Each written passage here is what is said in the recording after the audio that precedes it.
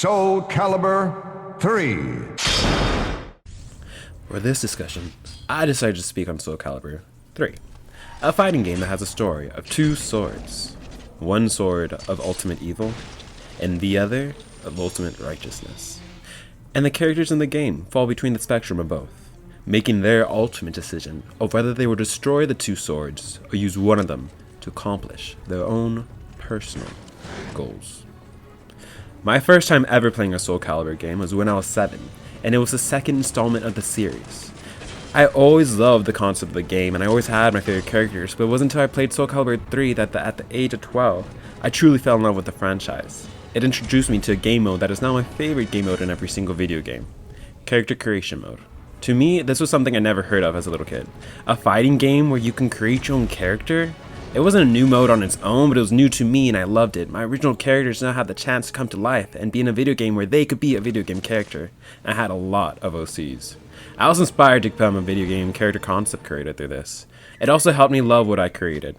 I used to only like drawing ghosts as a kid, specifically ghosts. Monsters to me were gross, but they were really disturbing ghosts. Other kids would call me a freak and adults would tell me to draw prettier things, but I didn't want to, even though it made me sad that no one liked what I created. The creating characters made me combine those creepy things with more down-to-earth things. They redefined my taste because I was forced to draw more natural things so they could be more accurate to the characters I created in the game. People still didn't like them, but watching them come to life made me realize I didn't love them because someone else did. I loved them because I created them. Another main reason this was my favorite game was because of the mode, Chronicles of the Sword. Here you would create a character as well, but this time, instead of being a side character, they were the main character of their own story. They were in cutscenes of the video game. It was amazing. There was a story in place for this mode, and it was the same no matter what.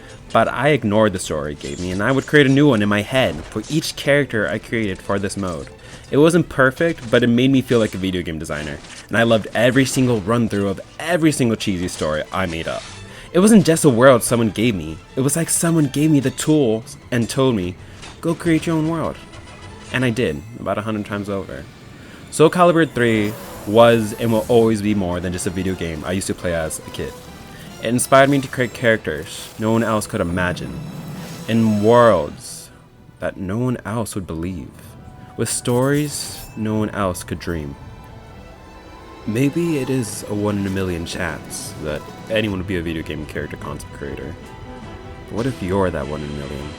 What if I'm that 1 in a million? You just gotta pick up your sword and do it.